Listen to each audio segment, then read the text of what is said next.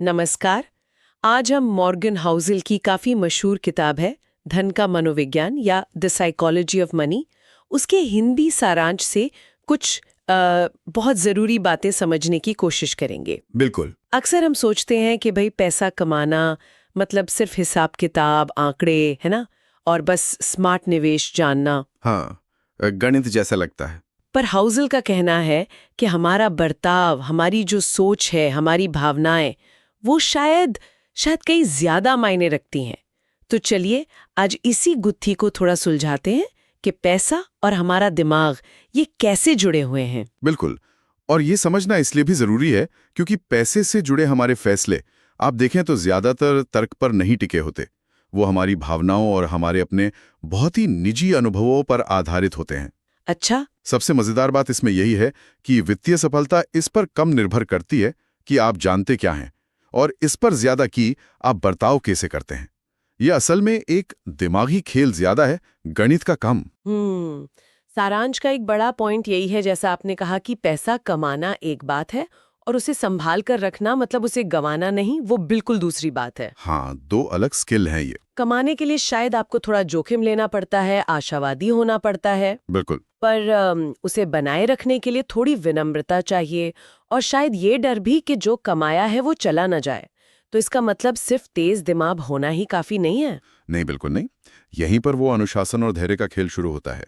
आप कितने भी होशियार क्यों ना हो, अगर आप भावनाओं में बहकर फैसले ले लेते हैं, जैसे एकदम डर लगा तो सब बेच दिया, या लालच आए तो सब कुछ दांव पर लगा दिया, हाँ हाँ, होता है ऐसा। तो आप लंबे समय में टिक नहीं पाएंगे।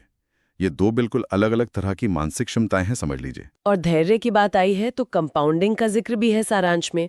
वॉरेन बफे का उदाहरण दिया है कि उनकी ज्यादातर दौलत तो 50 या 60 साल की उम्र के बाद बनी। ये थोड़ा समझाएंगे ये कैसे काम करता है? हाँ, देखिए, कंपाउंडिंग का सीधा सा मतलब है जब आपके निवेश पर जो आपको रिटर्न मिला, वो रिटर्न खुद भी आगे रिटर्न कमाने लगता है। अच्छा। इसे आप ऐसे सोचिए जैसे बर्फ का एक छोटा सा गोला है जो पहाड़ से नीचे लुढ़क रहा है।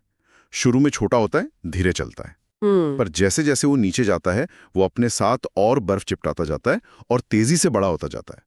दिक्कत यह है कि शुरुआत बहुत धीमी लगती है और लोग अधीर हो जाते हैं, इंतजार नहीं कर पाते। सही बात है। बफे की सफलता का राज सिर्फ ये नहीं कि उन्होंने अच्छे निवेश चुने, बल्कि ये कि वो दशकों तक टिके रहे।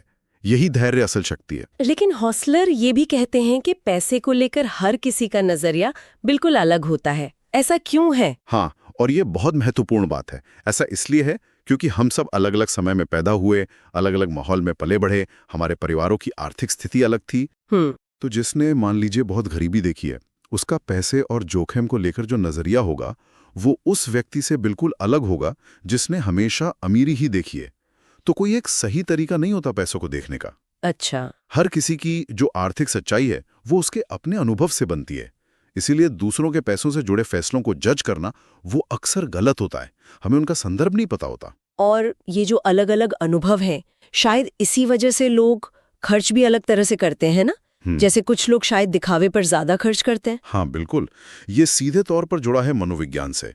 लोग अक्सर दूसरों को इम्प्रेस करने के लिए, उन्हें दिखाने के लिए महंगी कारें ले लेंगे, बड़े घर खरीद लेंगे, ये सोचकर कि इससे उन्हें इज्जत मिलेगी, लोग उन्हें अमीर समझेंगे। पर हाउसहोल्ड कहते हैं कि असली दौलत वो है जो दिखती नहीं, यानी वो पैसा जो खर्च नहीं किया गया बल्कि बचाया गया है, निवेश किया गया है। महंगी कार तो बस ये दिखाती है कि आपके पास पहले कितना पैसा था या कितना लोन लिया। बचत और निवेश असल में भविष्य का धन बनाते हैं। और यहीं पर शायद वो पर्याप्त वाली बात आती है। इनफ का जो कॉन्सेप्ट है, ये सुनने में तो बड़ा सीधा लगता है, पर असल जिंदगी में इसे अपनाना इतना मुश्किल क्यों है? मुश्किल इसलिए है क्योंकि हम इंसानों की इच्छाओं का कोई अंत नहीं होता। एक सामाजिक तुलना हमेशा चलती रहती है। हाँ, वो तो है। जैसे ही हम एक लक्ष्य पाते हैं, हम अगला उससे बड़ा लक्ष्य बना लेते हैं। इसे कहते हैं गोल पोस्ट का खिसकते जाना, और ये खतरनाक हो सकता है। कैसे? क्योंकि लोग ज्यादा कमाने और ज्यादा पाने के चक्कर में वो चीजें भी दांव पर लगा देते हैं जिनकी उन्हें सच में जरूरत है और जो पैसों से खरीदी नहीं जा सकती। जैसे मान लीजिए अपनी इज्जत, अपनी आजादी, परिवार, दोस्त। ये समझना कि आपके लिए कितना काफी है, ये उस लालच के जाल से बचने के लिए बहुत जरूरी है। संतोष रखना एक कला है वाकई। निवेश की दुनिया में तो खैर उतार चढ़ाव आते ही रहते हैं। सारांश ये भी कहता है कि नुकसान को स्वीकार करना भी जरूरी है। ये सुनने में थोड़ा अजीब सा लगता है। हाँ, अजीब लग सकता है शुरू में, पर यह बाजार की सच्चाई है। देखिए, कोई भी निवेश हमेशा सीधा ऊपर नहीं जाता। बाजार में गिरावट आना या आपके किसी निवेश में नुकसान होना, ये एक तरह की फीस है। फीस? हाँ, वो कीमत जो आपको लंबे समय में अच्छा रिटर्न पाने की उम्मीद के लिए चुकानी पड़ती है। इसे असफलता नहीं मानना चाहिए, बल्कि प्रक्रिया का एक सामान्य हिस्सा मानना चाहिए। सबसे बड़ी गलती लोग तब करते हैं जब वो डर कर गिरावट में बाजार से बाहर निकल जाते हैं। हाँ, फिर वो वापसी का फायदा नहीं उठा पाते। बिल्कुल, जोखिम का मतलब ही यही है कि नतीजा पक्का नहीं है। अगर रिटर्न गारंटीड होता तो उससे जोखिम कहते ही क्यों। सही बात है। तो इसका मतलब ये हुआ कि हमें अपनी योजनाओं में काफी लचीलापन मतलब फ्लेक्सिबिलिटी रखनी होगी, क्योंकि जिंदगी हो या बाजार, दोनों का कोई भरोसा नहीं। बिल्कुल सही है। कोई भी वित्तीय योजना पत्थर की लकीर नहीं हो सकती और होनी भी नहीं चाहिए। हालात बदलते हैं, आपकी ज़रूरतें बदल सकती हैं, दुनिया बदल जाती है। तो समय के साथ अपनी सोच और अपनी रणनीति को बदलने के लिए तैयार रहना ये बहुत ज़रूरी है।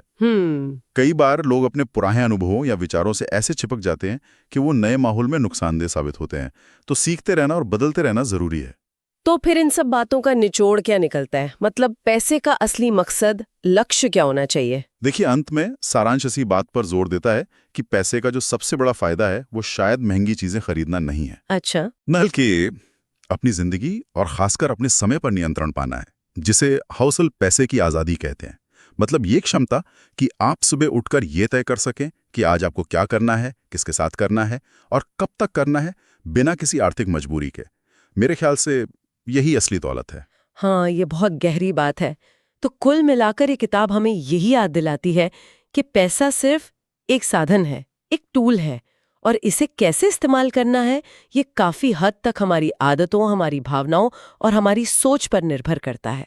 हाँ, वित्तीय सफलता के लिए सिर्फ दिमागी होशियारी नहीं, बल्कि वो भावनात्मक समझदारी और व्यवहारिक अनुशासन कहीं ज्यादा जरूरी है।